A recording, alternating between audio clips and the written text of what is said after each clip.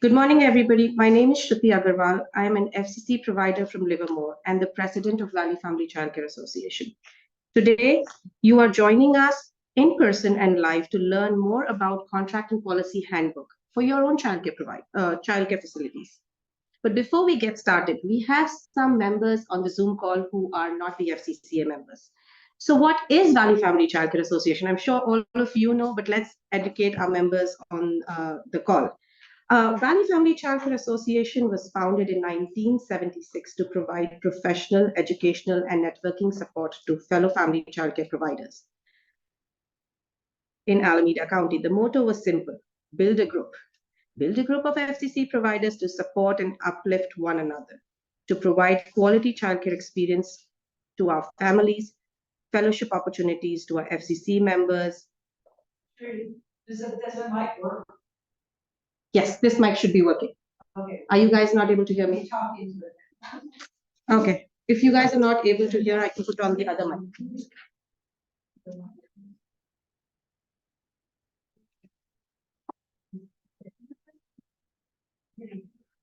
The invites are not coming into that computer. I'm not able to admit on that computer.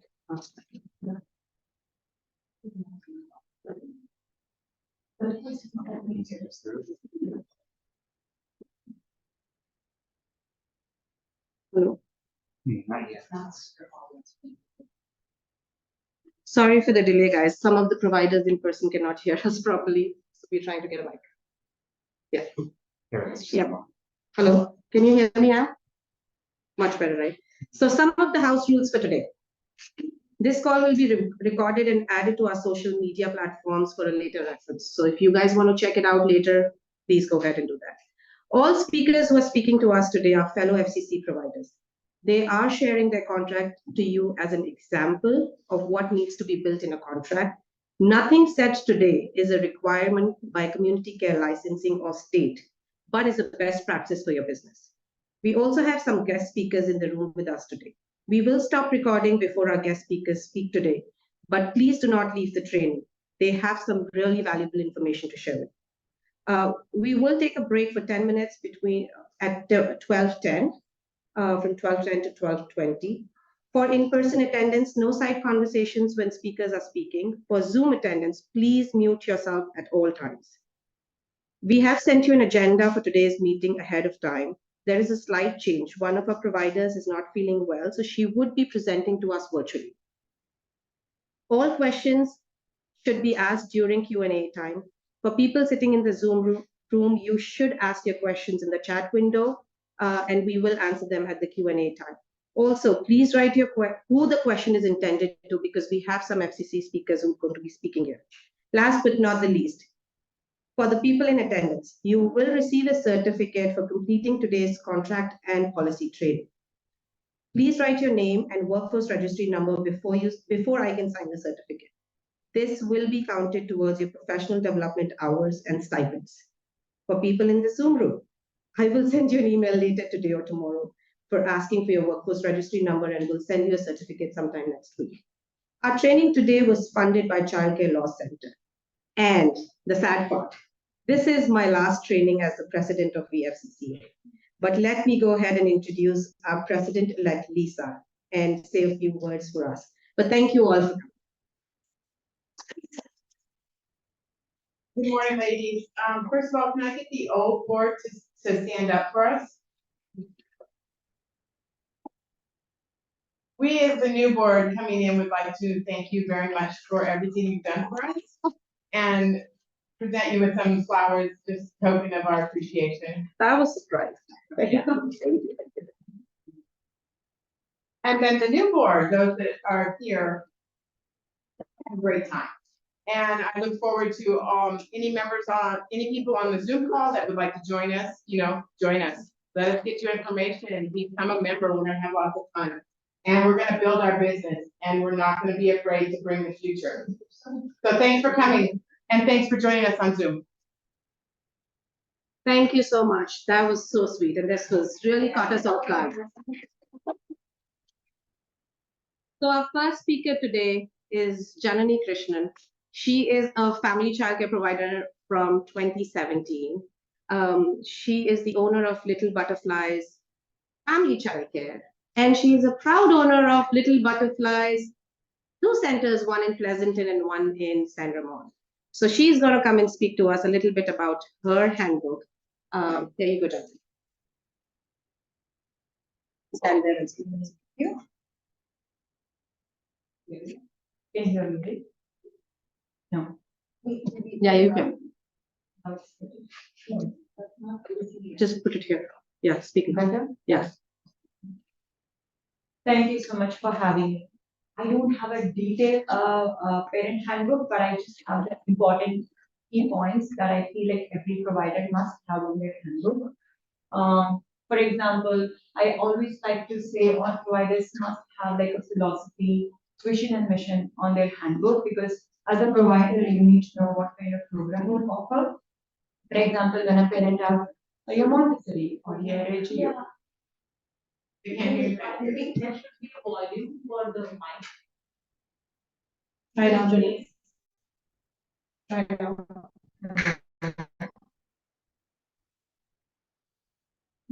Hello, hello, hello.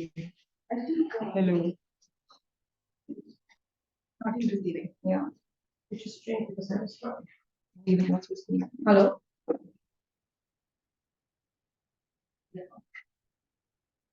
Hello. Hello. Hello. Yeah, you have to do it very close to your face, please. Okay, now it's better. Yeah. But now, But it's muffled. and it's also like making electric. So you have to say loud. I speak to this. No, you speak to them in your Shruti voice. Okay, sorry. This is loud enough? Yeah. Awesome. So yeah, so I always would recommend, because when a parent comes to your program, their first question is what kind of program are you? And you have to have it on your handbook. That way you can say whether I'm a Montessori, I'm a Waldorf-based program, Reggio, academic based, or play-based.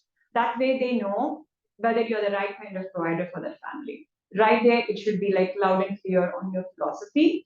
And it also needs to say like whether it is child-centered, teacher-oriented, teacher-centered. So I always will tell them mine is academic-based with hands-on learning, and it is child-initiated but teacher-directed. So that way they know if that is the right program. And vision and mission goes hand in hand. You just like what all you include. So for me, I focus solely on literacy, science, social emotional area. So I do tell them it's a primary destination for families seeking well-rounded early childcare and education experience. That does include social, emotional, physical, and cognitive development. And when you say high quality program, and you claim yourself a high quality program, they do ask, what do you mean by high quality? So I tell them my ratios are really high. For 12 kids, I have 3 teachers. So that gives you ratio wise, it's really low. I have 1 teacher specifically for my infant age group, 1 specific for toddler, and 1 for preschool. But I know it's not possible all the time, but it's just like whatever you give us a unique benefit, you just always put it on your hands. Next would be what kind of programs do you have? Like I only offer 5 days part-time or 5 days full-time. I don't do extended care. I don't take school age. So if you are doing it, do full-time.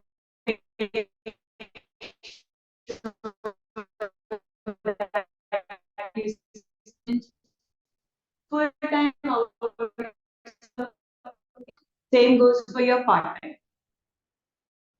And next would be what includes in this particular field. Like I provide home breakfast. Some providers don't provide breakfast or lunch. They just do snacks, and some would allow families to bring in. So you have to have all that in your handbook. So it's because we know our families will drop whenever they want. So I tell them 8:30 to 8:50 is a breakfast. That's a cutoff time. After 8:50, we don't provide breakfast. And snack time would be around 10:30, and the lunch would be around like 12:30.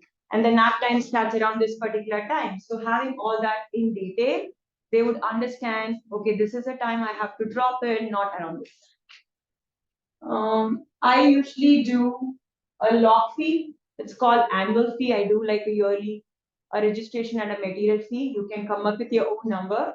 And then I also do a 2-week deposit. If any of the provider is not doing it, I highly recommend everyone should have a 30-day, and unless they give me a 30-day notice, it is not refunded back to them. This allows you to have a next person come in and you don't have to lose a particular month's fee. Say, for example, all of a sudden a client leaves you and you're left with the whole month, you lose that particular money. So if you give them 30-day time period, so you have enough time to look for your next client, that way they know they take you more seriously. Next would be enrollment procedure. Though I talk about this during my tours with them, I still would like to keep this on my handbook because parents will always have doubts after going home. So I use an app called Brightweed. It's a teacher-child interaction app. I use it for my billing, for any kinds of interaction. My teachers, they can communicate on the app. Parents have any questions, they can do it. My curriculum, my food schedule, like pretty much everything from invoices to everything is on this particular app. If you're not using any particular app, I would highly recommend to look into this app. I've been using it for like 7 years plus.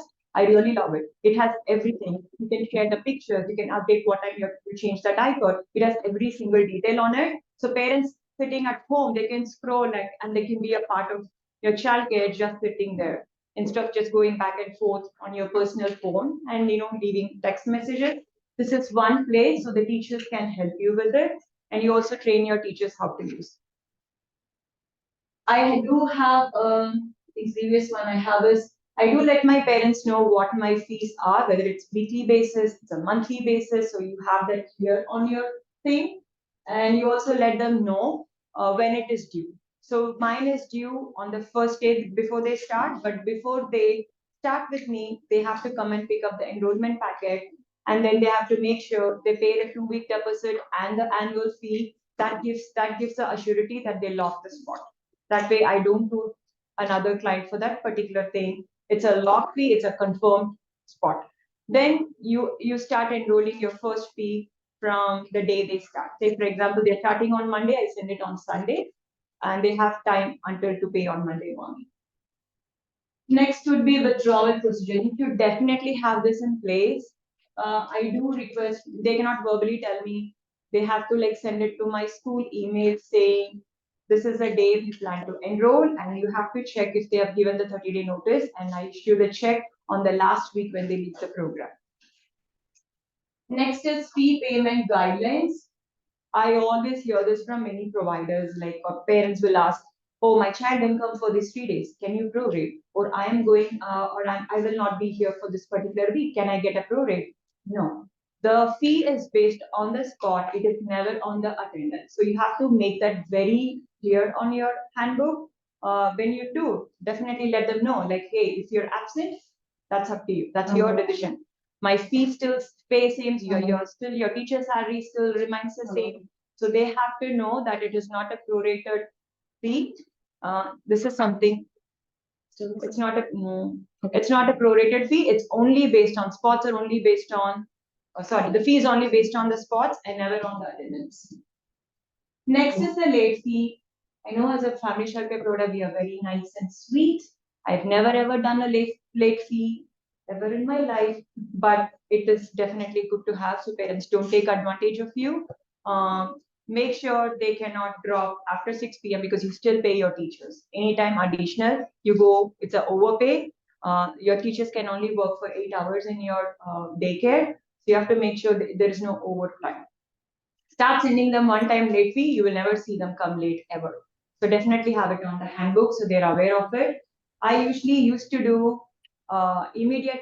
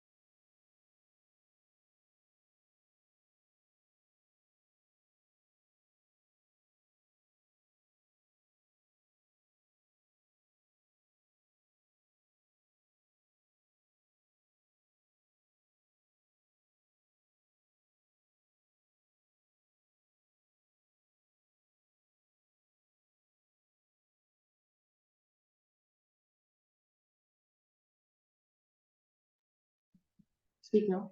Can you hear me? Can you put it on the chat window? They can hear. Yeah, okay, thank you. Like I said, I think I'm just repeating the open door policy. I was just telling them that, except the lunchtime, my parents are welcome to visit us anytime, because, it's their child, so you cannot deny them, not offering them to come in. Second would be sign in, sign out procedure. I definitely have it in the rule that it's parents' responsibility to sign in and sign out. If you're not using an app, then definitely have like a sign in, sign out sheet. That way you keep track of their time. If they're absent, you know why they're absent. So it's good to have these procedures in place. So that's something I use. Children pick up. You definitely need to know your let your parents know. I know they all fill up the emergency form. There are parents that forget. I'm very strict on that. I need to have an emergency contacts on the form, and they cannot randomly pickups. If they do decide like this particular emergency person is not present, then I want the parents to send me a ID, whoever is coming in, and the ID should match when the parent comes in. So my teachers are given instruction, if the ID don't match or if I didn't receive an ID, I'm not going to release the child. This is something very serious because I know I've heard multiple cases, where you can go into lawsuit for this. So this is something you have to religiously follow. They're not on the emergency, don't release them. I don't release even to parents who smell alcohol or intoxicated in some way or some form. I have never released it. It has happened in my care before, but yeah, I'm very strict about that. I let my teachers also know, no matter how the parent is upset, I just don't release them. So it's end of the day, the children have to be really safe. Second is early drop off. I do have this on my thing, but I've never had parents request it much. If you are doing an early care, then you have to charge a particular amount of fee because you're still giving care. And a lot of providers have good heart. We just let them come in because it's your insurance thing. So you have to be careful when you're having your child in. You have to make sure you charge it just for the safety reasons. Medication, I personally don't give any medication.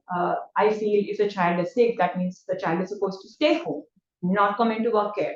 But I know with wheezing and a lot of other issues, I do let the parents know they can send one dose and they are welcome to come in. That's why the open door policy kind of helps. They can come in, they can give the medicine, and they can go home.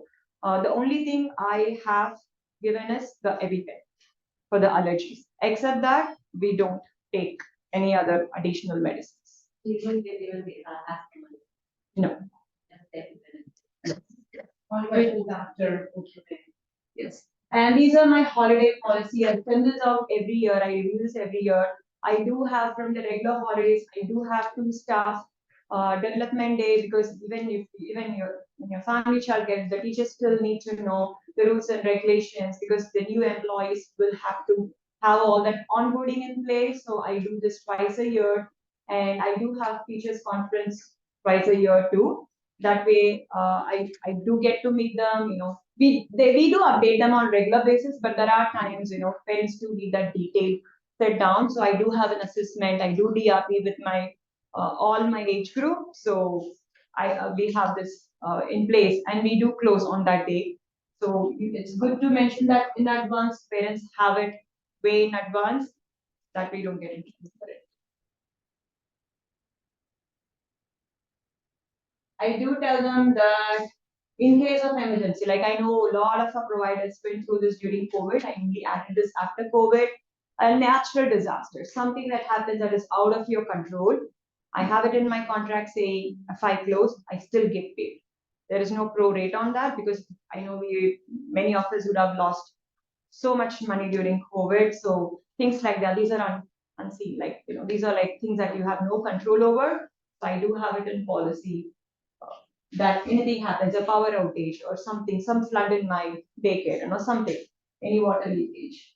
Second is backup plan. I tell the families in advance. I do close 2 weeks in a year. One is a Christmas holiday that I take. It's a paid vacation. And other week I take is somewhere in summer. So they do need to have a backup system. They cannot come and tell us that, oh, we cannot do it. Can I borrow your teacher? Legally, your teacher can never care for another child. So you have to make sure I also have a contract with my teacher signing. If I ever find out, they will be fired right away, because anything happens to the child in their home will straight away affect you. So have that in contract even with teachers that they cannot offer a backup plan. They cannot be a backup plan. So next would be vacation policy. Like I mentioned, I do give them a year in advance notice when my vacations are, and I will send a gentle reminder 30 days in advance so they're aware of my vacation period, and it is a paid vacation. Just like any other industry. I know a lot of people will ask, is it okay to take? Yes, you must take, because every industry takes. Why are we different? So we should definitely take trial period. If I'm not very sure about a particular family, then I do offer a 2-week trial period. The parents can take their time because they have to know if it's a right fit. Same goes for the same for the family. They also need to be sure about our care. So I do offer 2 weeks trial period, but it is paid in advance. No refund will be offered, but this has happened rarely. Probably I've done like 2 trial period in last 6+ years. You have to have all your termination plan in on your handbook, like biting. Say, what do you come up? What do you do with biting? What do you do with a child that is really violent? What do you do with a child that just wouldn't stop crying? What would you do with a parent that is extremely rude? Like all these things, repeated things that you already know. We all in childcare, so we know what are all the red signs that we have to look forward to. All that, put it in your termination. So when they sign all this, you have a proof that you did talk with them and it's all in writing. Illness policy, fever, diarrhea, everything, because parents will say, oh, my child was fine yesterday. I said, no, 48 hours, the contingency period, no matter what, unless there is any additional sickness that gets added to it. But default, we just follow the 48-hour policy because it's past the contingency period. So I do have everything in writing, so parents know before they sign a contract with us. And I also give them a copy, like this app that I was talking about. On that app, I sent out my lessons planning. Like we share our monthly lesson planning on that, so parents know what we are teaching everyday basis, what all is being covered apart from our photo sharing. I also will give them a copy of how our daily routine would look like. So it just eases them. I know if they want to show up, they have a thing in their hand. Okay, 10 o'clock, I cannot go because it's my child's table time. So I'm not going to show up at 10. I'm going to show up at this particular time. So it's good to have a schedule in place and routine. And children do need this really bad. It helps them when the routine is consistent and they know what to expect on everyday basis. Supplies, I do let them know.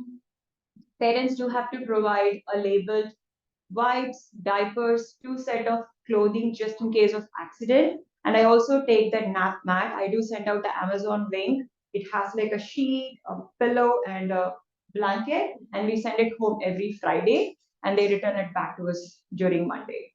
So that they know. And then a lot of people have questions about potty training. So we do tell them, we do help them as early as 2-year-old, but they have to be verbally ready. Like there's no point in just putting the child on the potty. So we do let them know the child needs to be physically ready too and needs to know the body cues. That's when they are ready. And we do not enroll children that are not potty trained. 3+ needs to be completely potty trained. Enrollment requirement. So I think I just covered that area. Family supplies, sleeping mats, blanket sheets. And then I also have like a 2 contract from parents. So right now it's only 1 page. I do have whatever I just discussed, I have it in a short form. I have a separate contract because half of them, we all know, half of the parents don't read our handbook. So I have this, first I send it to them, then I have like a shorter one that has like 2 pages, just the key information, and I get them signed every page. So make sure every page is signed. Both the parents need to sign, so they cannot come back and say, oh, we didn't know. So that way, you know, you have it in place, and anything goes against you in future, you have the record and you have the contract signed. It covers you. I do have the full-time and part-time contract. You can create that just for your own, understanding and have it down. She's doing. Okay. Yeah, it's just good to have a part-time contract and a full-time contract. So I keep everything inside their files. So I know who's part-time, and if I am not there, when licensing comes in for checkup, they do have, because sometimes people do take morning part-timers and then noon part-timers, the numbers could look a lot. It's mainly for that purpose. So like you're not enrolling, like instead of putting you have 18 kids, but it's not 18 kids, you have like someone in the morning and someone else in the afternoon. It's just for that particular reason. This is my contract and policy. Apart from that, I recently started to do the curriculum on the app. That way parents know what they are learning. I also send out like a short newsletter every month, just letting them know what to expect from this month, what are the special events that's happening.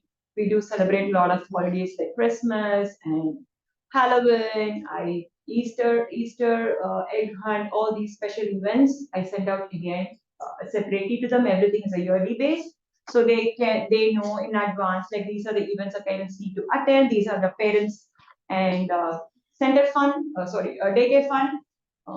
It's nice to have all these in place. That's it. That's my by age schedule. Thank you, Janani. That was really nice. And only if I can move this thing down now. Yes, I can. Next, we have Kimberly. And Kimberly will be joining us from Zoom, and she will be presenting us from the Zoom thing. So I don't know if you can unmute Kimberly. Okay. Muted. Hi, Kimberly. Let me just put the speaker higher. Okay. Oh, did it say 100%? Yeah, now go. Okay, can you guys hear me? Yeah. Yes. Okay, wonderful. Okay. Hi, everybody. Sorry I wasn't able to be there today. I am Kimberly with Little Dreamers in-home childcare. I am right at the Foothill and Interchange in Dublin. I've been in operation since January 2020. I'm licensed for small, so I currently have 6 kiddos in my care, including my own 2. My handbook was a collaboration of different handbooks I found online before I started. And so I've always had a handbook as part of my program, and it's just kind of evolved over the past couple years based on the situations I've experienced and things and tips I've learned from other providers. So the first page of my handbook is, my philosophy. And so last year I started taking ECE courses. And so this handbook welcome page is actually one of the assignments I did for one of my classes. And I was able to submit my welcome letter, and my professor critiqued it and gave her feedback. And so this is kind of what came from that. And so it just, sorry, I'm going to pull up my copy. So my philosophy just talks about my program itself, what the program consists of. Sorry, just trying to catch up here. And so my program is play-based, it's child-led. And so I talk about that in my welcome philosophy. I talk about what I provide for parents. I also use the Bright Wheel app and absolutely love it. I use it for everything. I talk a bit about learning each other's backgrounds and inclusivity in my program, because I feel like it's really important, especially in the area that we live, to make sure that my clients know that I am very open to talking about, the festivals and holidays and things like that their families participate in, and bringing those into my program so that the kids can learn about them. And then I just talk a little bit about, what the handbook is and what the expectations are. And so the next page is just the table of contents, and you can, click on the links and it takes you to each section of the handbook. Then I go into enrollment requirements. And so this just talks about the different items that are required for enrollment. So just a quick summary. I have a deposit fee that I typically use to purchase, whatever I might need for the children when they start up, whether it's sheets and blankets or cups and, bottles or whatever it might be. And then I have my hours of operation and the childcare closure dates for that upcoming year. And so I typically am closed for all the federal holidays. I list the time off that I take each quarter. So I take 1 week off in the summer, 1 week at the end of the year. And then I take just 4-day weekends in spring and fall. That's just kind of something that I have built in over the past couple years to prevent burnout. And then I do indicate here that I'm open on all the typical bank holidays. That's just something that I do because when I was a working parent, it was really hard when my daycare was, closed for MLK Day and President's Day and things like that. And so for me, I like to be flexible for my parents and be open for those days. And then I talk about my daily routine. This is, pretty flexible, and I let parents know that. The meal times and things like that are not really flexible. We eat, at breakfast at 8 a.m. They have to be here by 7:45 to, be able to eat breakfast. But lunchtime, nap time, those times are set times. See here. So yeah, here it just talks about, the schedule is flexible if we're, engaged in something. I don't like to pull the kids away if they're really having a great time with an activity. If it's like circle time or something like that, maybe we'll push it back a little bit. But obviously we don't do that with things like lunch and nap time and such. Let's see. So then the next page talks about signing in and out. And so I asked that parents let me know by 8 a.m. if their child's not going to be there, just so that I can adjust my day accordingly. I let them know that, I do a visual wellness check once they arrive. I had a parent when I first started who liked to hang around a lot. And so I put it in my handbook that I like for parents to leave within 10 minutes of drop off to allow us to, start our day. I haven't had that issue since then. The parents are really good about dropping off and taking off. But yeah, that was just one of the things that I experienced that ended up making it into my handbook because of that experience.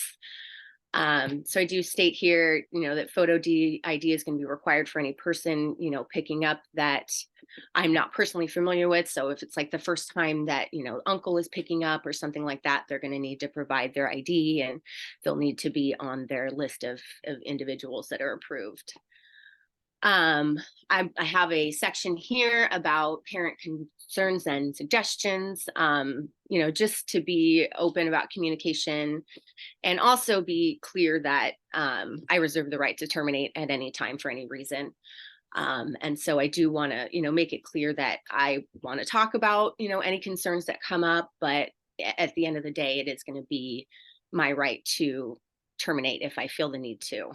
I do have down here that they are required to submit 2 weeks written notice.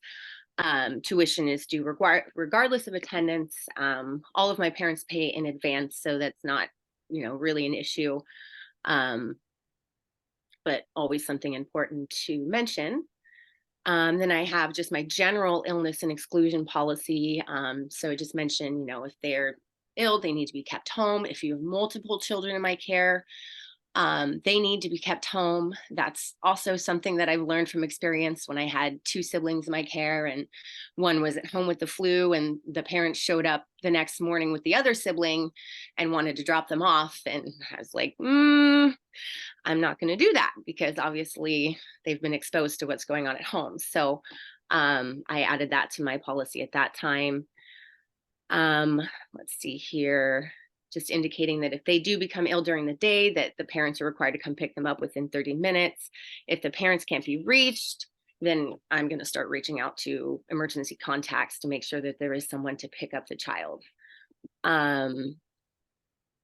Let's see here. And so then I do have a page in here about COVID. I've never really had like a very specific policy. I've always just kind of directed people to the CDC guidelines. And so this was updated when I had updated this handbook back in 2022. And so I'll be updating it again this fall when I do another update of my handbook. And so, you know, it just talks about the symptoms, when to get tested. And then I talk here about if I become ill, you know, what'll happen in that situation. I don't really have an alternate caregiver. My spouse is on my license. And so she has stepped in, you know, when I've had appointments and things like that. But right now the rest of my family is sick and I'm not, and I still have to be closed. So it just kind of depends on the situation. But then because of COVID, I have my emergency closure section that talks about if there's, you know, a situation where maybe I've lost services, natural disaster, illness that requires quarantine, tuition will be due for up to 2 weeks. And then at that point, we'll, you know, determine if tuition is going to continue to be due. I've had one COVID closure last May when my own 2 kids had COVID and I had to close for 15 days. And I did end up refunding the parents the 1 additional day past the 2-week period. And so right now I'm unfortunately closed again because my family has COVID. And so I'm hoping that we don't get past that 2-week period, but I'll handle that as it comes. Just because it's this whole COVID thing has been a very changing situation. And so I just try to address it in each situation. And then I talk about my evacuation procedures, where the children would be evacuated in case of emergency. I have the local park right across the street, which actually is the Heritage Park. So they have some services there. So there are like the museum and stuff like that that's open during the day. And then around the corner, I have my in-laws. And so those are my 2 locations that I have for emergency in any situation where we have to leave my residence. I talk a bit about transportation. I do have a van that can fit all of the children. And all of my parents have signed an authorization for transport. So I have commercial car insurance and car seats for all the kids. And so, you know, we go to the library sometimes, we go to the parks that are a little too far to walk, usually about once a week. And that's been really nice to be able to do. But I haven't yet run into a parent that's had an issue with that. But again, I also don't leave the area, so we don't go on the freeway or anything like that. Then the next page just talks a bit about the supplies that I require the parents to bring. So spare clothes in case, you know, for some reason they get soiled beyond wear, diapers, infant formula or breast milk, and any weather appropriate extras, whether it be hats or jackets, boots, things like that. Then for the toddlers, pretty much the same thing. I just ask that the parents supply a blanket or levy for nap time. I let parents know that the children should be dressed to play, you know, that their clothes are probably going to get dirty, could even become stained, you know, so that I don't have, you know, parents complaining about their kids always coming home a mess. They typically don't, but, you know, people can get upset about the strangest things, like their kids having fun. So let's see here. Sorry, it just talks a bit about how we spend, you know, 1 to 2 hours outside every day. You know, and if they don't have the appropriate apparel, that could affect the activities that they can take part in. And so it's really important that they have the appropriate attire. Toys and things from home are not permitted unless it's their blanket or their levy for nap time, and those are stored here. And then all other food and supplies are provided by me. I welcome, any donations of materials and such. I talk about snack and mealtime, letting parents know that water is always available. Talking about safety in eating, how children are going to be seated when they're eating, making sure that we're following safe sleep practices when it comes to pacifiers and bottles. And then talking about naps. So I have had a couple parents who have said things like, oh, my 3-year-old is not going to bed until 10 o'clock at night. Can you wake them up early from nap? And thankfully I've always had licensing to fall back on. No, I can't wake your child. And so in those situations, I have added this section here where, I mentioned that once they've outgrown their nap, then it might not be the best fit for my program anymore. And that's simply because, my space is smaller. It's more geared towards the younger ages. And once the kids start to get older and they're not napping and they're getting, physically bigger and more rambunctious, it just doesn't work as well in my space. And so that's why I tend to focus towards the younger age group. And once they get out of that napping age, it just doesn't, work as well for our group. And so then just talking about, not calling, picking up, or dropping off during scheduled nap times. If there's emergency situations or special occasions, then let me know in advance and we can discuss whether to make that happen. I know potty training is a big one for a lot of childcare providers. I really try to work with the parents on following the signs of readiness and making sure that they are potty training at home before we start anything here at childcare. A lot of that just comes down to sanitation issues, and I just can't have children peeing all over my carpets all day. And I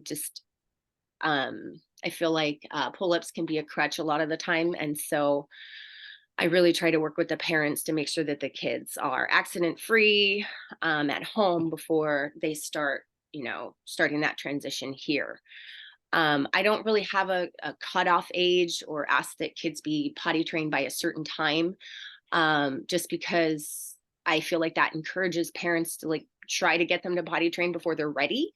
And with my own kids, I've seen that can really cause issues. And so I try to really work with them to make sure that the kids are ready before we start that process.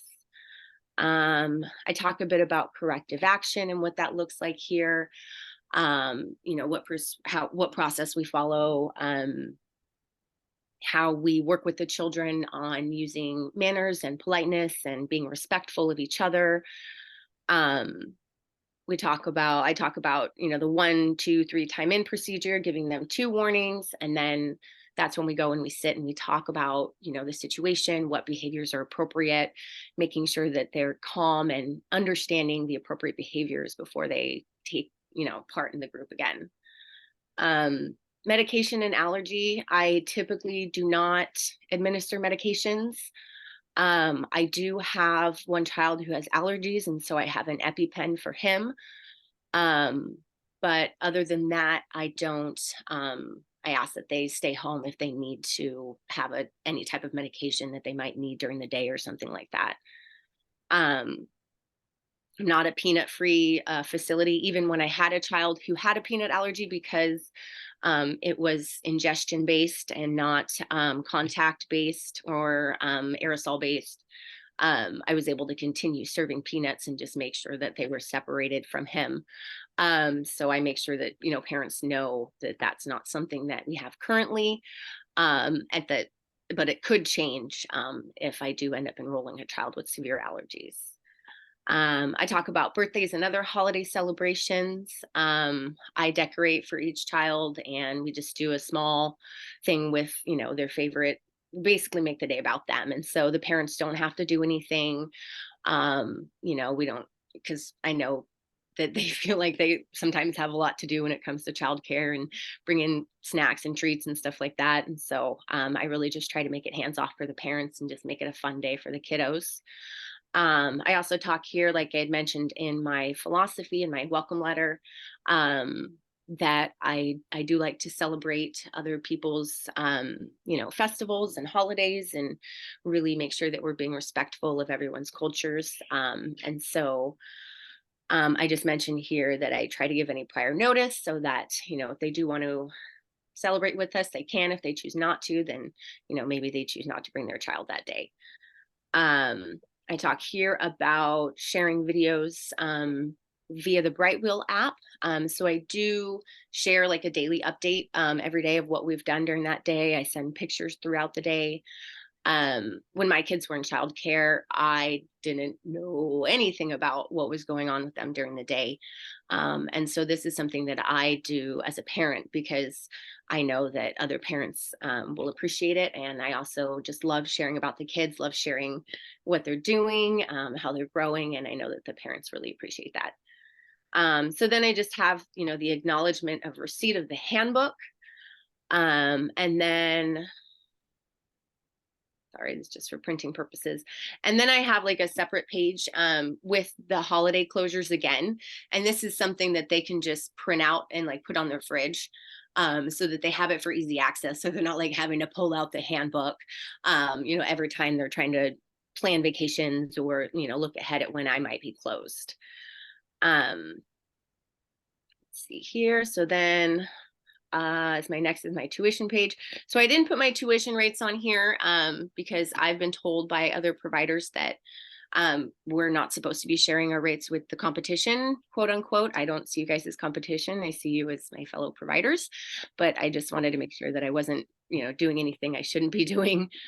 And so I do have different payment structures that the parents can pay.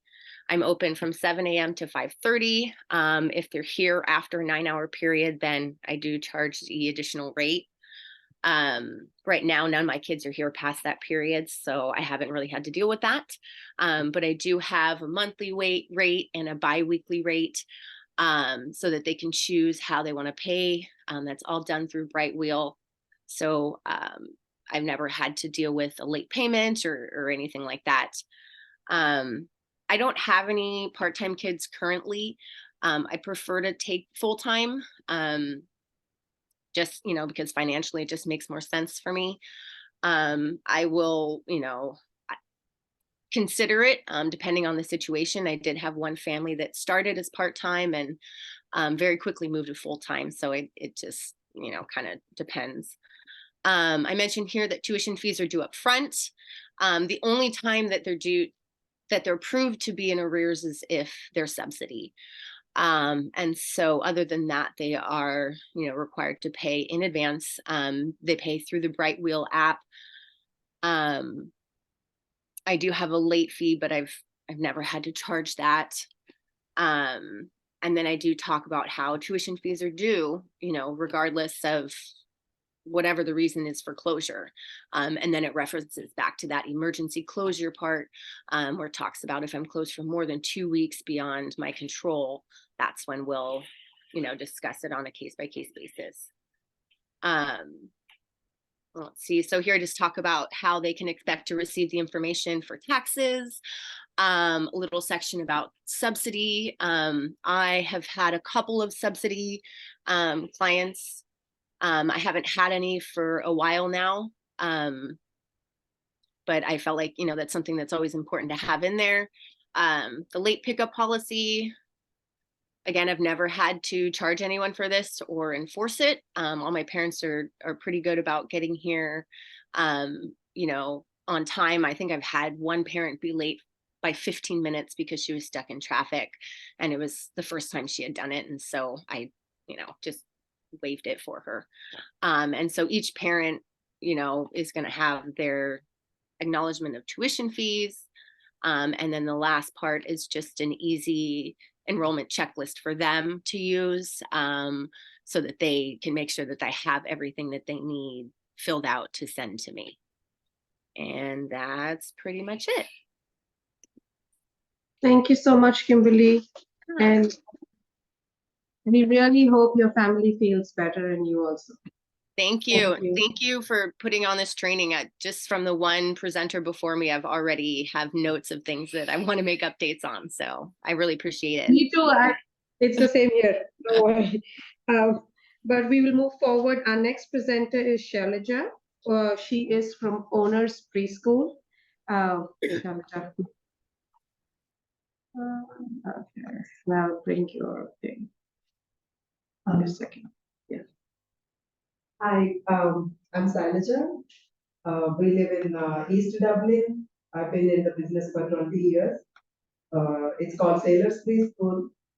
My operations are 8:30 to 5:30, and it's a large license. The first page is all about the parents' information, email, phone number, address, where they work. Most of the times I get only one parent's information, but they ask for the receipt on the other parent. So unless I give their information from the beginning, I can't produce the receipt on the other parents. So that's the challenge I face sometimes. And the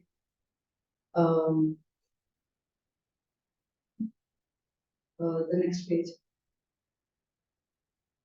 So the contract is month to month or yearly. It doesn't matter. They pay the same tuition.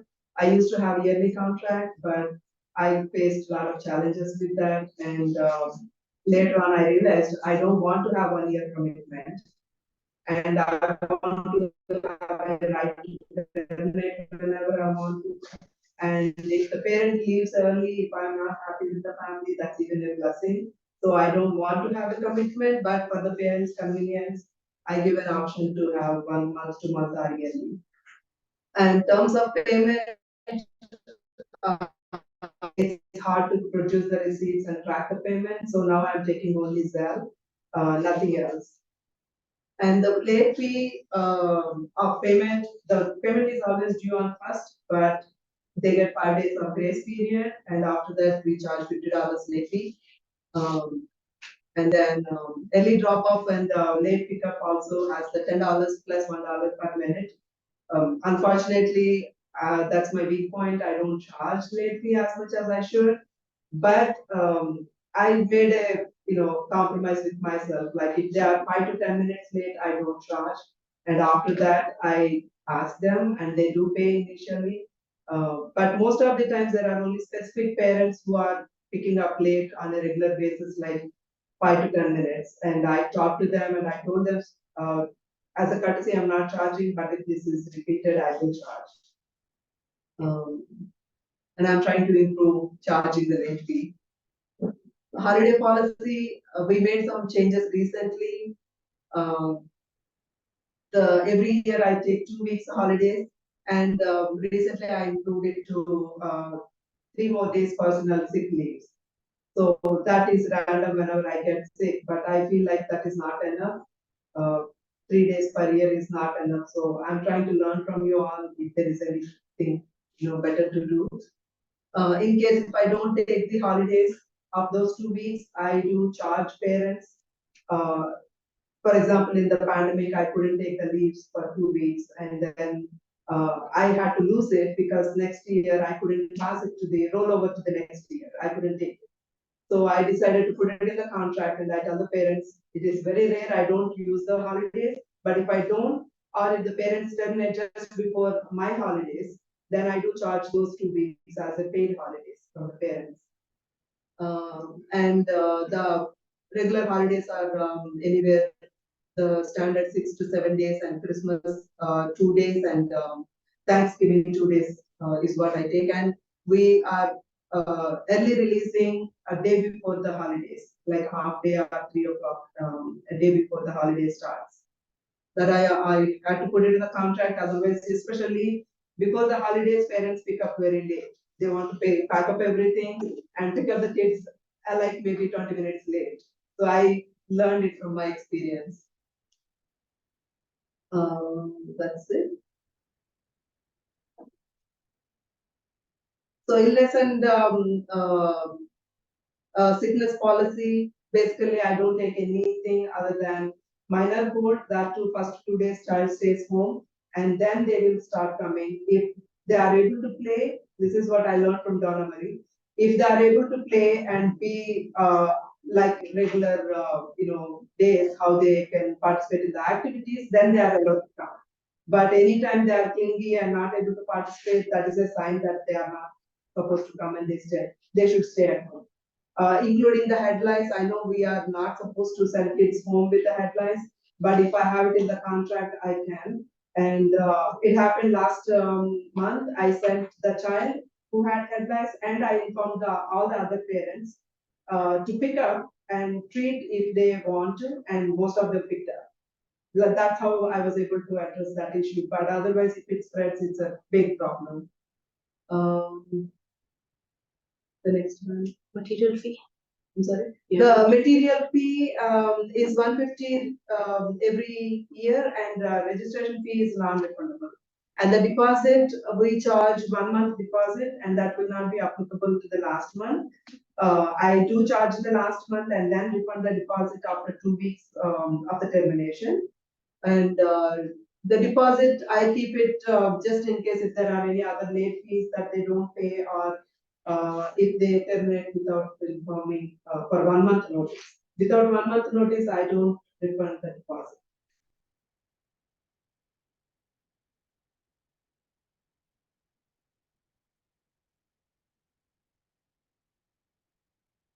So sometimes if the child terminates all of a sudden for emergency family situations, or if there is any death, or if they relocate unexpectedly or both parents lose the job, then I refund the deposit. But otherwise they have to give 1 month notice for the refund.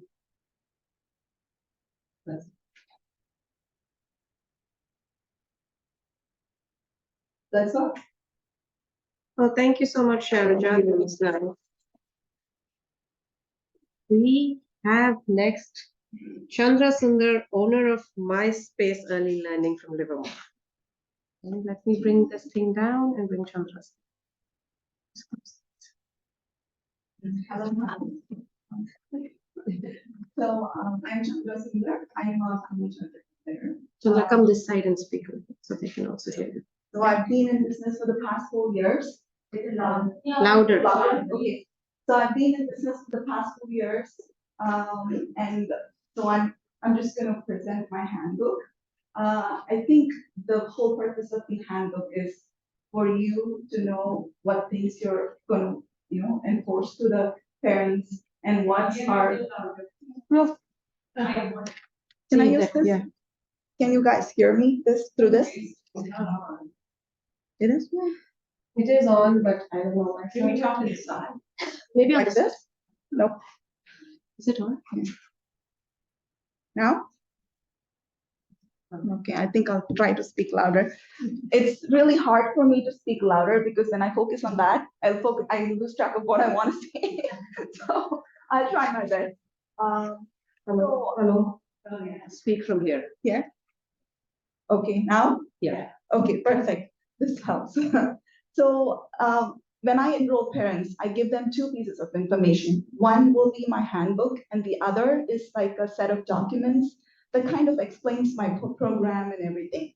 So the main idea of separating it into 2 is the first one kind of explains for example, the schedule of the day, which can change based on how my group is, because my program is mainly focused on the children's interest and it's child focused but teacher directed. So I kind of have it flexible for myself. And then I have the meal pattern, I have a sample menu for the day, and those things kind of change based on, how I go with the group. So I don't put that in my contract. But these things have been evolving through years. I learned from co-providers, I learned from other people, Donna Marie. So we learn a lot every day. So I put those that don't change in my contract. So this is kind of like my go-to when, I have a question for myself, because sometimes I forget. And first I refer this and then I ask providers like you. So I try to make it colorful. So I hope parents will read and think it's maybe a little different from the regular, documents, Word documents. So I try to make it interesting. I'm holding it. It's okay. No, it's okay. Okay. So I make it interesting. So this is my cover page. And then the next one kind of has the information about my contact details, then my license number, and then website, web address. And then the mission. I think mission is a very important thing. That's because that's what parents use to like decide whether we are a good fit for them. So I put that on the page, and I think I'm going to skip a few things because other providers have gone through in detail already. So I'm just going to emphasize on things that are a little different for me, and then we will go and address other things in the Q&A, I think. So we have the mission, and then the next one. Okay. I mean, my mission is mainly to focus on the children, and then it's teacher guided or teacher directed, but child's interest is the main focus. And then this is kind of like the gist of my mission. And I always think learning is a process. So I emphasize that from day one, the parents come in to me. This is kind of a welcome note. We can skip all that. I mean, I think I think each one of us is different. And I think it's all about how you want your business to be and what you want to be in the book. So doesn't matter whether it's big or small, it all ends up to what's important to you and what things you want to focus on, right? So, and then I have quoted about the non-discrimination policy where I think everybody's accepted and it's included. I mean, I feel like all kinds of children and families are included in the I don't know if this is working. So all kinds of people and families are included in the program. And then the confidential information, we don't share information about kids or family with anybody else. And I just wanted to emphasize that. And then we report child abuse. So some parents are not aware of that, especially when we have a mixed group of different kinds of people. They're not aware. I think it's nice to let them know that we keep an eye on that.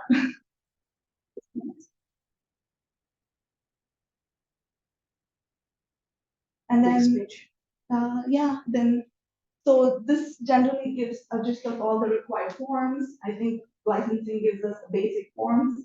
And apart from that, I have my own couple of forms that says that gets permission for video recording and photographing children, and then also for outdoor active injury play, which I will go through a little bit more in the end.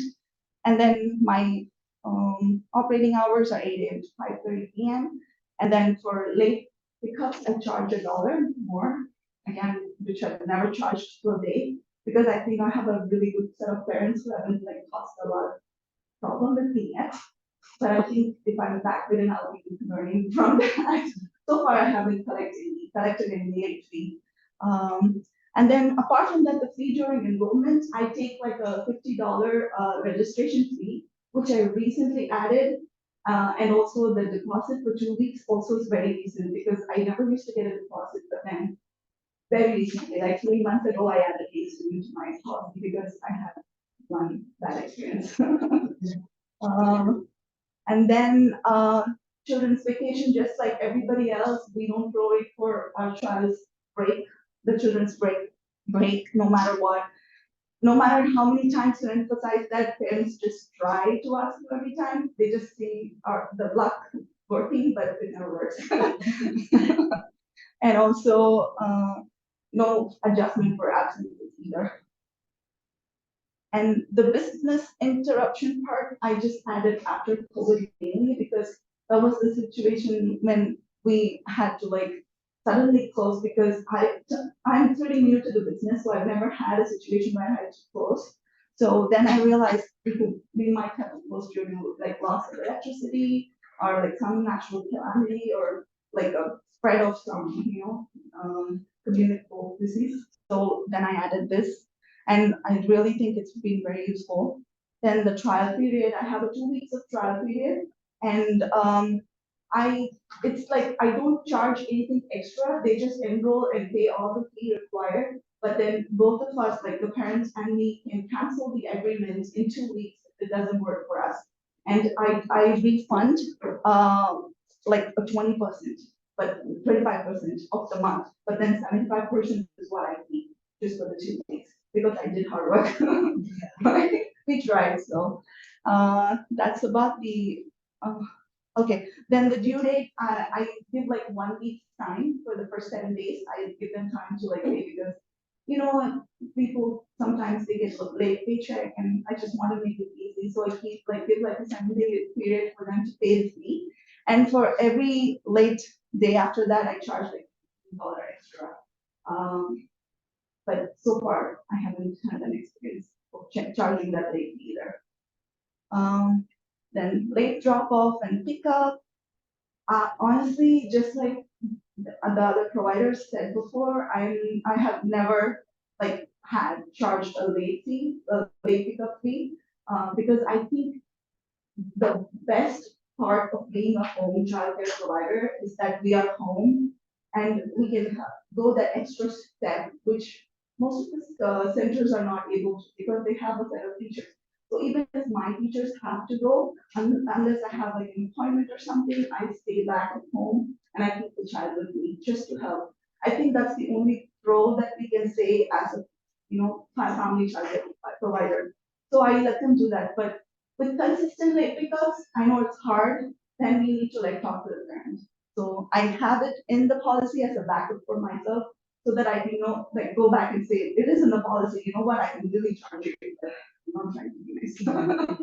So I do that, and then, the late check fee also, this is something that I've never used, but it's still there in the policy as a backup. I charge like, if the check bounces, or I charge, because the bank will charge me, so I have that in the, thing. And then withdrawal notice, like everybody else, I have 4 weeks notice. Some have 2, but then I have 4, but I charge only a 2 week deposit, like, so I still have that extra 2 weeks for my, you know, safe side. So.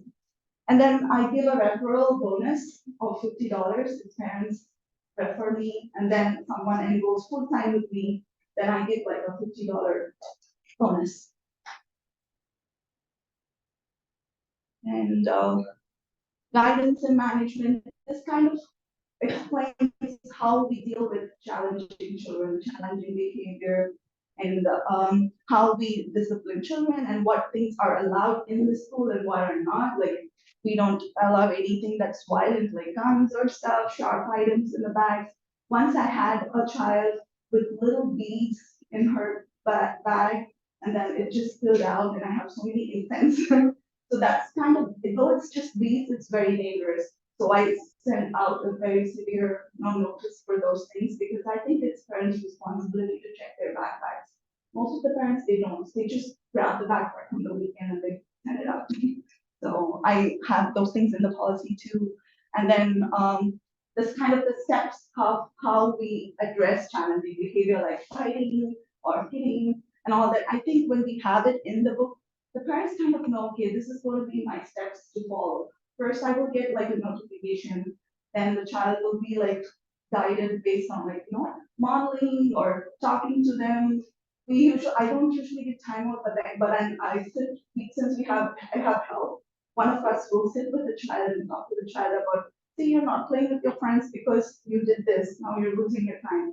So that's like the second step, we try to make the child understand. And then the third would be a meeting with the parent, and then fourth, they have to leave the program. So that's like, that's like the worst part, I mean, the child's like causing real problems. And then, so that's what gross misconduct would be like to leave the program. And then supervision, when I say supervision, it's not just about how we supervise the child, but also how the parents comes in and hands the child over to us and then leaves the program, right? So they give the child to a person, hand them over, sign in, it's their responsibility. Because I have an outdoor classroom, kids when they come in, they just love to go and wander around. We tell the parents, till they're outside, until you hand them in to us, you have to keep an eye on them, because we can leave the children inside to go in the back, right? And similarly, when they pick them up, I make sure that once we hand them over, they can still play outside, but then the parents, keep an eye. And outdoor play, we have a fenced outdoor play area, and my outdoor play area is a little bit more active, like in the sense we have rock climbing, city line, and so many things. So kids kind of interact with the space that's very agitating for them sometimes. So they tend to fall, get bruised. So I kind of put it in my contract that kids have to be prepared. I mean, parents have to be prepared for the fact that they're going to have small falls, and because if they need a program that's more physical and stuff, they should be ready to accept small falls, because mainly when parents are like very focused on their child, they don't want them to fall, get bruised. The kids are very active. They fall all the time. And the termination, there are a lot about it. Like, okay, the termination. So when again, when a parent engages in misconduct, right? Like we also expect the parents to respect us, like how they want us to respect them. So when I see that the parents are not gelling with my group, like my staff, I give them a warning saying, see, this is not the way you speak and everything. We have a meeting. I've had one past experience where there was a parent who would not speak in a nice way, like the respectful way to my staff. So I had to call them and talk to them. And finally, I had to refuse care for the child because it just didn't work. She would come in after 5 and say, my child has a poopy diaper, please change. And then she'll walk away. She'll not even ask. So it was a hard experience for us. So then that was the only case, and I had to go tell her multiple times. But even that is misconduct, right? You have to take your, we do more than what they work. So, and so again, violence, even like the way they dress up and come, we have everything in that policy. And arrival and departure procedures, as just sign out, take your kid, take your stuff, and we usually put everything out on a cart like outside. So I think we tell its parents responsibility to take the belongings for that day and go out so that they don't come back complaining for stuff. And then drop offs, similarly, they just have to sign in, hand the child inside. So I have about 2 staff and 1 part-time staff, 3 staff with me. So it's like I have more than the ratio. But at the time there will be 2 staff. They just while signing it, they also have to mention who they handed the child with. They just write the initials. So the next one. I like that picture. With the picture. I know, I like the pictures too, because it just makes it more better to read it. And one thing I forgot to mention, like, I don't know if you guys saw, I have a sign, like a signature initial on each sheet. So I just make sure that the parents are reading through each page. Whether they read it or not, they're signing each page, which means they have read it. So they can go back and page we missed it. I'm like, you signed on the page. And then same thing, child release policies, which parents have to mention the names of people who are going to pick them up, and it has to be on the documents. Otherwise, we don't send them out. And the next thing, and then a list of items that you have to bring, change of clothes, diapers, and formula or breast milk has to be labeled. And any food containers from home has to be labeled. Since we provide food for the children, mostly parents don't send it, but then sometimes they come after snack time or breakfast time, and they're like, we please feed it, so they have to like have the names on it. And then security items. So no toys from home, though for the first week I allow them to bring something to just keep it personal. But then after the first week, no toys from home, because it creates a lot of chaos. And then my emergencies. So similar to everybody, I have the emergency policy. When we have to evacuate, we go to like the nearby school, Algomo High School, or the local library. these are my, so I stay pretty close to this place, so these are my go-to places. And then for small accidents, so generally when kids fall, I text them saying, okay, this is the picture of your kid after the fall. He's fine or she's fine, but this is what happened. If it's a little bit more, if the child is bleeding, I give them a call right away and say the child is bleeding but seems to be fine. And the next step would be, do you want to call them?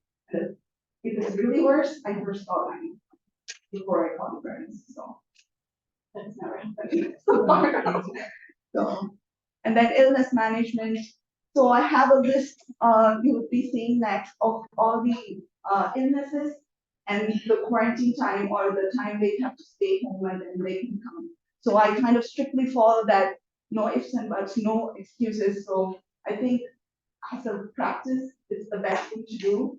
So if you let one family with a runny nose in, the other person will see and be like, that kid has a runny nose, they don't care, right? And so I just made it very strict, for everybody.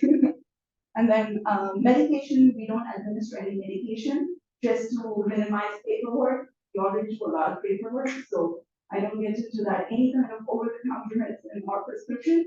If there's a prescription, I let the parents come in and administer it. But then, similar to our other providers, I do it.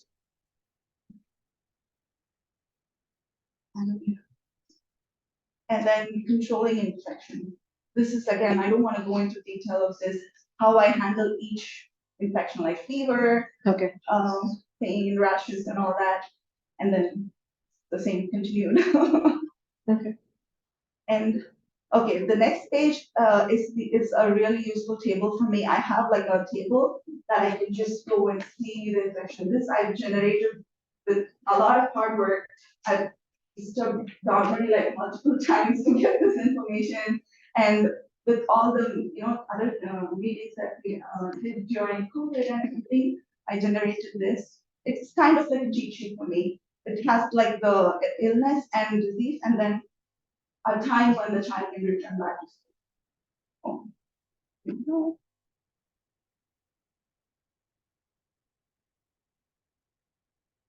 I'll be happy to share this. Yeah, I know I need to. I didn't. But don't quote me if it's wrong. This is something that works for my program. I mean, I definitely. It could be a little more than what the state requires or the health department requires, but then this has been working for me. So I've been a little stringent on what's required, a little bit more. So you can use it as a reference, but please don't quote me in the next one. COVID-19. Yeah, so COVID, so if you see on the top, I just have mentioned that the COVID policies are on hold until further notice or until I feel it's required. So I have like 3 full pages for COVID, but we don't go to that anymore. But it was what we used, that was our main thing for the COVID time. But now things have slowed down, so things have changed. So I still have it in my handbook so that parents know that we had something like this during COVID and anytime we could go back, but then it's on hold. That's what I just mentioned it there. And okay, and then again, this is also COVID stuff, like how staff let the children in, the mask policy, then how we use like air purifiers, ventilation, whatever, add more ventilation and all that. So we go. Tell me where to stop.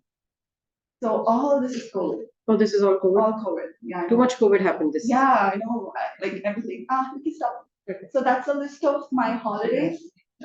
So I have a separate page that I can like take out and give to parents. So it's like a separate flyer, which I keep updating every year and adding it to the end. And I just give it to parents. If you see, I have the regular holidays in there.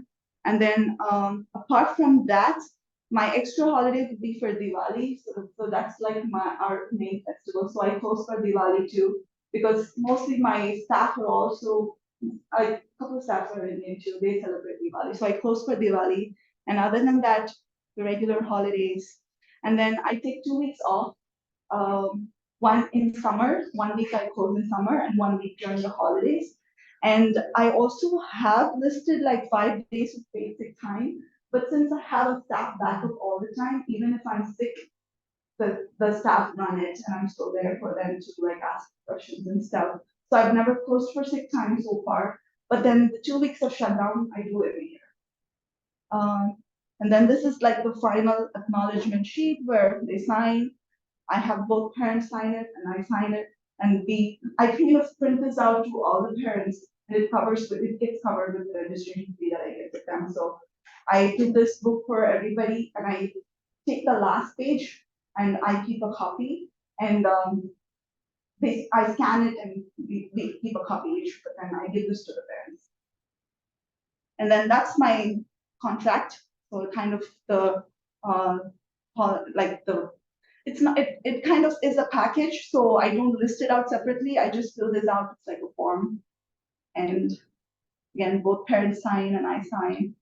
And the media and photo consent. So this is to release the photographs into my website. The apps I use, so I use Hi Mama app, very similar to the Brightly app.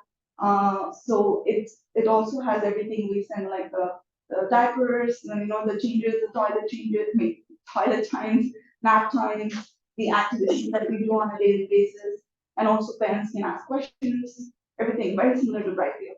But it's just that I've been using it for like 4 years, and I just love it too. And this is the next one is very specific. I don't know. I think this was very helpful with parents who are very specific about why did my child fall today and have a bruise, So I tell them, you signed a document in the beginning that you accept that they're gonna fall. So I do this and it's helped me a lot. It also lets them know that they could get really dirty because I let them play with water hose. So they get just water everywhere around themselves. They play with mud. I let them be kids, so they just get messy. So we change their clothes almost every day after play during the summer. So I let them know that they have to have a backup change of clothes in their backpack, otherwise they have to stay dirty. Yeah. So I do have like my little kids' backup clothes. So I try to change it, but then we put it in the policy, right? So yeah, that's it. Thank you so much.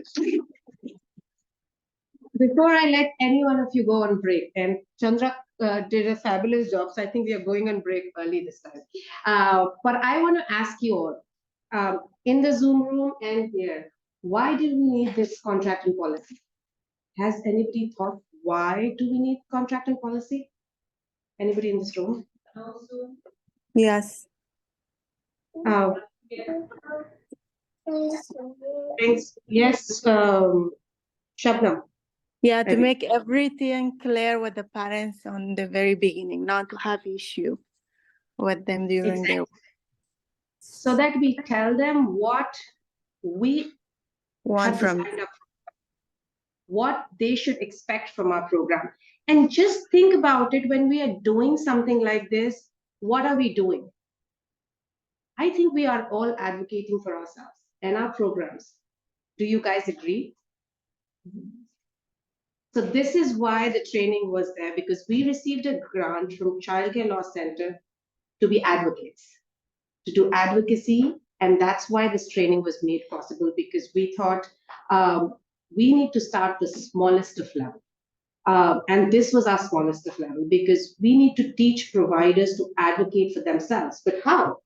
If I put any one of you in front of the lawmakers, we would be speechless. We don't know what to say. We don't know how to interact. We don't know.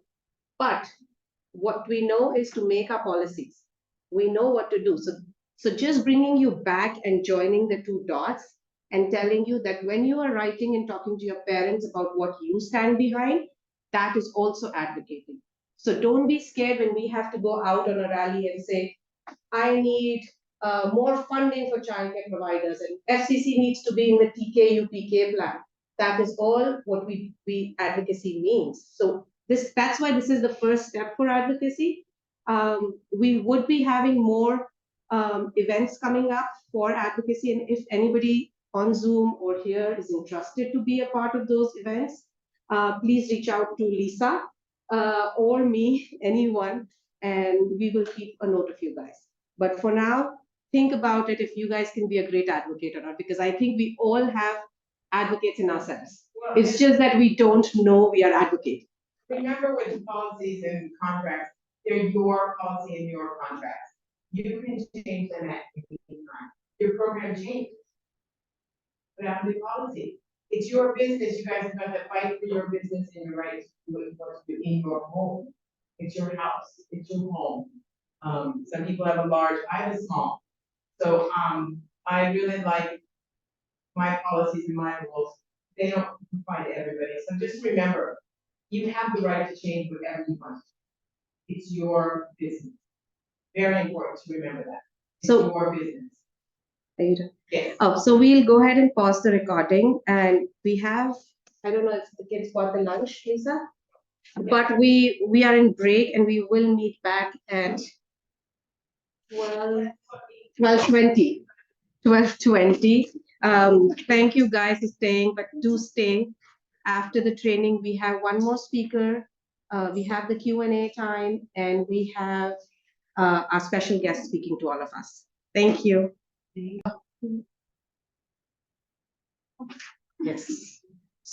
So if you guys have any questions, please ask us this time. Chandra, do you have any questions in the chat? Because I can't see any questions. Did you reply for the bright wheel? Something was on bright wheel, right? Yeah. Okay, any questions over here for any speakers? No questions?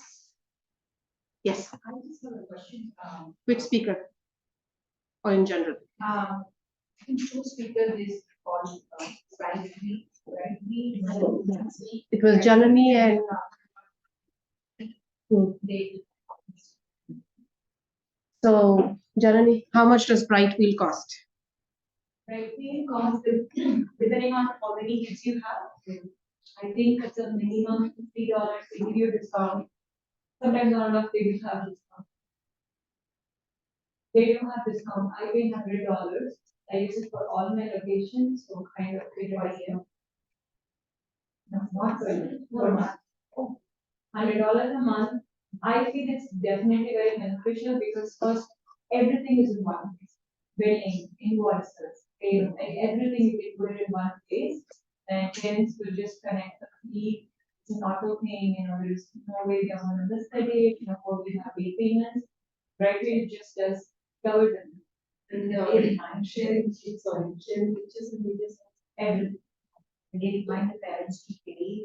Yes, we have to manually do, have to set a reminder, but you can set it up, everything is on there. So it's very convenient and parents really love it because they have to log you and text you like, oh, did my child eat or does my child take it? You can just share pictures and there is no personal pictures on your phone, and that is one reason I like, because it is again liability right there. So all my teachers have to use an iPad. It's a school iPad, so when they're taking pictures, everything's on that particular app. I also get permission from the parents, use it on social media and everything. So right away, this wonderful to use. I have priority used iMama, both are very good.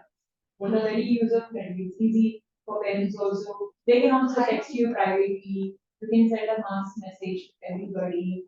There's also, if there is any question with payment, they can just contact the admin directly as the owner.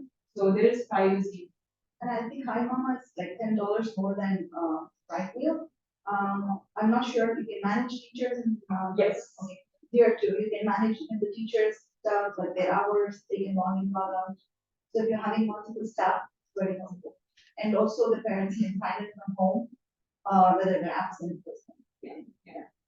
And one, I think I use Hi Mama for another thing. I record their activities ongoing. And then it kind of gives you a chart. I also add notes on whether they did it well, they need more practice and all that. So it kind of gives a graph in the end of the month about every specific goals that they have reached. So when I do my conference with parents, it's very helpful. You can leave little notes here and there. So it's it's just, Yeah. easy. It's very It's worth it. interactive. I mean, it is It's $50 $100 per month, worth it. but it That's is, it stays. a good business income to have. Any other questions? I have. Yeah. So the termination date is 30 days or 1 month? Like 30 days means from the 30 days they give. Yes, from the day to the next. Because like I said, it depends on some people do monthly, some people do weekly, from the day to the 30th. Only thing I put it on my contract is you cannot tell me when I'm on holiday. Yeah. You cannot text me on like Friday night, we meet about it. But yeah, no Christmas, not before Christmas. It has to be during the business hours. That's when you do it, and it has to be in a format of. Any other questions? 4 weeks payment versus 1 month payment. I heard some providers are charging for 4 weeks.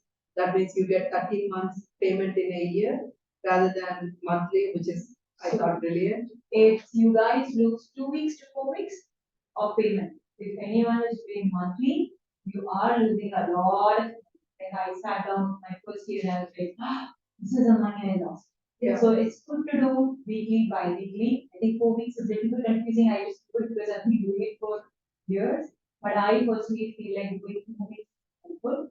That way it's just like the paycheck, right? They how they receive from office, so it's auto pay. But tracking it and charging late fee is another additional work that we have. Rarely because say you send it out 2 days in advance. I send it on Saturday morning and it's due on Monday morning.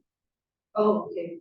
So there is no way they're going to say, oh, we didn't receive it on time. Because the app will send out, and you will have everything in place. So it's just as you, there's no way they can take on the date. And even if you don't go through an app, you don't have to go through an app. This is not a requirement. But if you're not going through an app, I'm sure you're communicating to your families in a certain way. Be a daycare group or be a individual communication. For my program, I make it a point, I send a text every Friday, fee is due. Irrespective the app sends an invoice or not, you need to do your part as well because you need the money. And Monday morning, if they've not paid, they will get another text. Today is the last day before pickup. If Bring your child in the. I even take the kid in on Monday morning. Before pickup, if the fee is not paid, he cannot start tomorrow. That's enough. So make that rule and everybody will have a different mindset towards how you want to do it.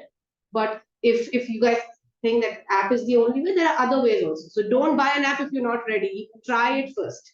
I didn't use app for 3 years. For me, it worked well. The only reason I went with app was because I started to have more students. Yeah, and Brightwheel also has a feature for providers where you don't have to pay just to know the app. If you're just transitioning money through Brightwheel, that's when you have to get the app. But there are certain features that you can use for free. Any other questions before I call Vicky? Oh, yes. So with the app, do you have to, do the parents have to download it on their phone? Yes. Yeah, see, that's what I'm thinking. Otherwise, I'd be like, All of them will download. All of them without want to download, so thinking. every single individual parent will have a unique parent code that you send out when you enroll them. So each will have a code to do it. That way they do their own sign and they have their 4-digit number that you have to do. Can we But discuss like, the app you can also after we are on a time crunch? Can we discuss the app after? And if you have any contract related questions, please ask that because you can talk to Janani outside for app related questions. Sumanji, aapke paas question? Sorry, do you have a question? Nothing much, actually, if it's possible, we can take a picture before. Yes, we will. So, Yeah, we will.